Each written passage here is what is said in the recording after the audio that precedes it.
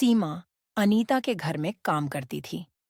एक दिन सुबह अनीता ने उसके हाथ में एक प्लास्टिक का डिब्बा पकड़ाते हुए कहा, ये ले, पहले अपने बच्चों को मिठाई दे आ। वैसे भी यहाँ फ्रिज में पड़ी पड़ी खराब हो रही है। देशी घी की नहीं है ना, इसलिए किसी ने नहीं खाई। मैंने सोचा तेरे बच्चे खा लेंगे। सीमा ने खुशी खुशी डिब्बा लिया और अपनी मालकिन को धन्यवाद कहकर अपने बच्चों को मिठाई देने जाने लगी।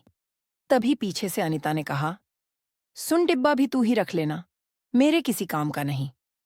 अनीता की बात सुनकर सीमा चुपचाप डब्बे को साड़ी के पल्ले। सीमा मिठाई लेकर घर पहुंची तो उसे देखकर उसके दोनों बच्चे बुलबुल और अनुज बहुत खुश हुए। सीमा गरीब थी, उसका पति नहीं था, जिसकी वजह से घर चलाने की सारी जिम्मेदारी उसी पर थी। घर के खर्च के साथ साथ सीमा बच्चों की पढ़ाई का खर्च भी उठा रही थी। इतने खर्चों के बाद बच्चों के लिए उनकी मनपसंद मिठाइयाँ खरीदना उससे संभव नहीं हो पाता था।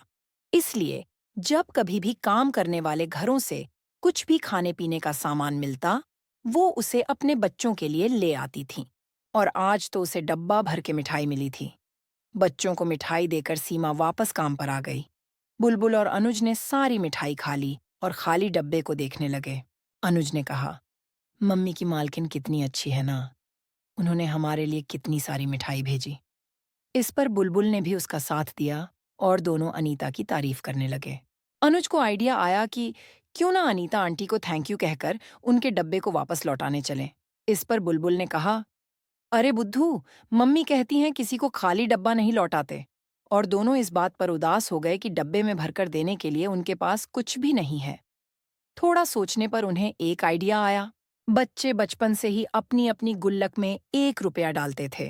उन्होंने अपनी गुल्लक तोड़कर उसमें से पैसे निकाले और बाजार की सबसे बड़ी दुकान पर से थोड़ी सी मिठाई खरीदकर डब्बे में भर दी। फिर दोनों अनीता की बिल्डिंग की तरफ चल दिए। अनीता के दरवाजे पर पहुंचते ही अनुज के पेट में तेज दर्द हुआ और वो बेहोश हो गया। सीमा ने अनुज को घर के अंदर जमीन पर लिटा दिया। बहुत देर तक अनुज को होश नहीं आया, इसलिए अनीता को डॉक्टर बुलाना पड़ा। डॉक्टर ने कहा, अनुज को फूड पॉइजनिंग हुई है, उसने कोई खराब या बासी चीज खा ली है। इस पर बुलबुल ने बताया कि अनुज ने तो बस अनीता आंटी की दी हुई मिठाई खाई है।